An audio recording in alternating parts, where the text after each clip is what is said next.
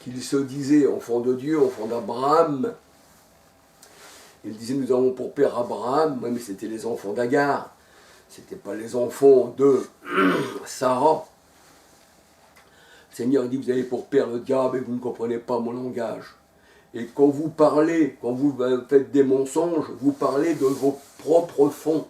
C'est-à-dire, ce n'est pas un soi-disant démon qui rentrerait en vous, hein, c'est-à-dire ces pharisiens, là, qui voulait dire le Seigneur. Mais vous parlez de votre propre fond, parce que la parole de Dieu, elle dit, telle est sa pensée, tel l'homme il est.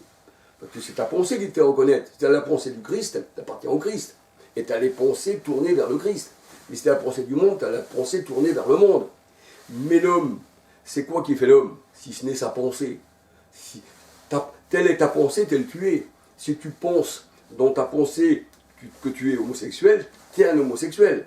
Si tu penses dans ta pensée que tu es un pédophile, tu seras pédophile. Si tu es dans ta pensée que tu veux l'amour, tel tu es, tel tu seras. Si tu as la pensée du Christ qui est amour, tu seras amour. Si tu as la pensée du monde qui est là pour détruire, raconter le mensonge, tu ne seras qu'un menteur. Parce que le Seigneur dit, vous êtes le père du mensonge, vos pères sont le père du mensonge, et quand il parle du mensonge, il parle de son propre fond.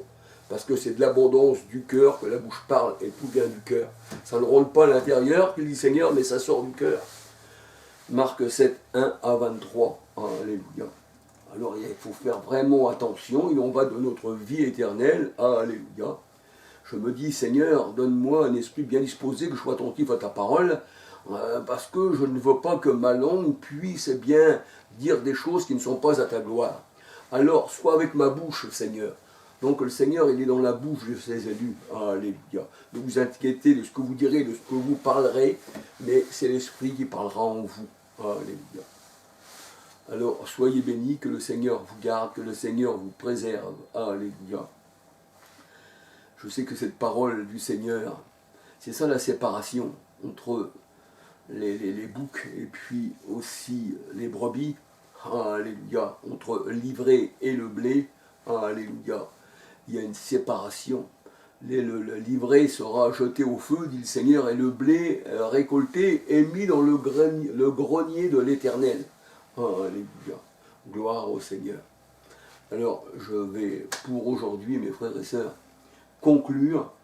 Voilà, faites attention à votre langue, méditez, faites attention aussi à ceux qui viennent avec leur langue, leur pensée, pour essayer de vous engrainer et vous mettre dans leur fosse, comme ils ont mis Jérémie dans la fosse. Alléluia. Alors, soyez bénis. Alléluia. Abondamment. Que le Seigneur vous garde et vous protège de toute langue, excusez-moi, de toute langue mensongère. Alléluia.